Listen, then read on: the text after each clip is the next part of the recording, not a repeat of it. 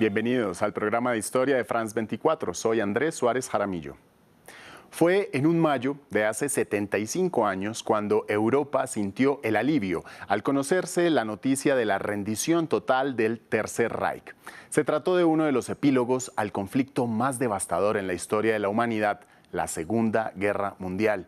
Nunca antes, en ningún otro escenario bélico, había muerto tantas personas en tan corto periodo de tiempo.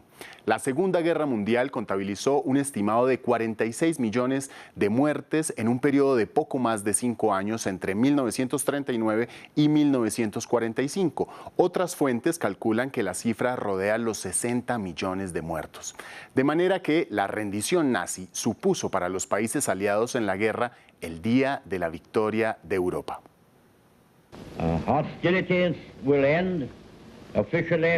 Las hostilidades terminarán oficialmente un minuto después de la medianoche de esta noche, martes 8 de mayo. Podemos permitirnos un breve periodo de alegría. Hoy es la victoria en el Día de Europa, mañana también será la victoria en el Día de Europa. Tomorrow will also be Victory in Europe Day. 1945 fue el año del desenlace de la Segunda Guerra Mundial. Ahora en el 2020 se están cumpliendo 75 años de varios hechos conmemorativos precisamente de ese año 1945, pero que por la pandemia del COVID-19 no han podido celebrarse como los europeos hubieran querido. Sin embargo, revisemos entonces 4 de esos momentos importantes en el final de la Segunda Guerra Mundial. El primero de ellos, el 4 de febrero de 1945, la conferencia de Yalta, reunidos los 3 grandes líderes aliados, Winston Churchill por Reino Unido, Joseph Stalin por la Unión Soviética y Franklin Delano Roosevelt por Estados Unidos. En esta conferencia en Crimea se planeó la derrota final del régimen nazi y la póstuma ocupación de Alemania. Un segundo momento ocurrió tan solo algunos días después, el 13 de febrero de 1945, el bombardeo de Dresden. Sin nunca antes haber sido tocada por el conflicto, la ciudad alemana de Dresden sufrió un doble bombardeo de aviones británicos que destruyeron parte de la ciudad y cobraron la vida de 25.000 personas.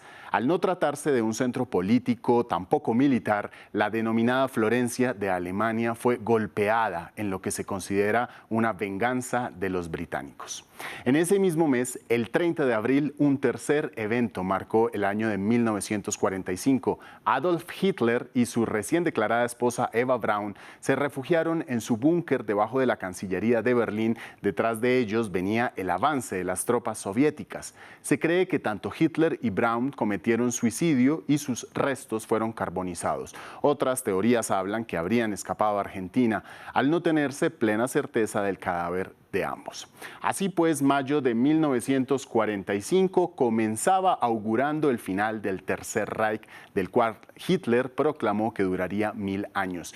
Y fue el 8 de mayo en el que finalmente las naciones aliadas aceptaron la rendición total de los nazis y se declaró el Día de la Victoria en Europa.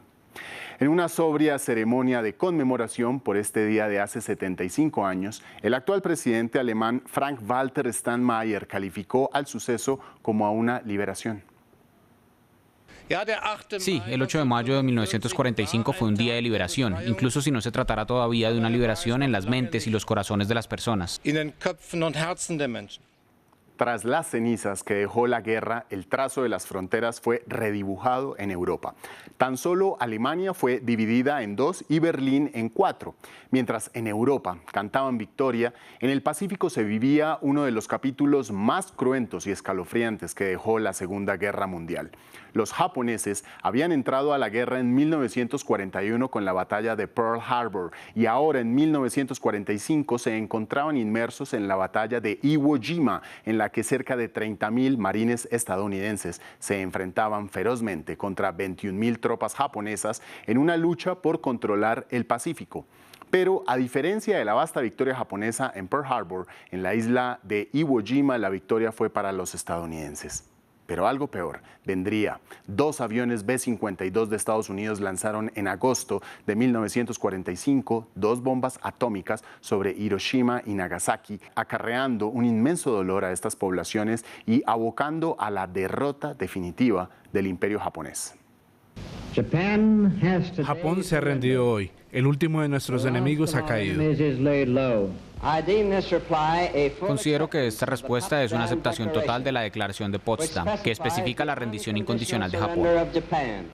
La oscuridad que ensombreció a Japón también cubrió a muchos de los países del este y centro de Europa. Y es que mientras Inglaterra y Francia y otros países de Europa celebraban la victoria, en países como Polonia, Rumanía y Yugoslavia, por mencionar unos pocos, se encontraron a sí mismos bajo la influencia de la Unión Soviética y el establecimiento de regímenes de líderes comunistas. Hace 75 años fue el final de la Segunda Guerra Mundial, pero el comienzo de una otra que marcó una nueva era geopolítica, la Guerra Fría. Llegamos hasta este punto. A ustedes siempre gracias por seguirnos. Más historias en france24.com.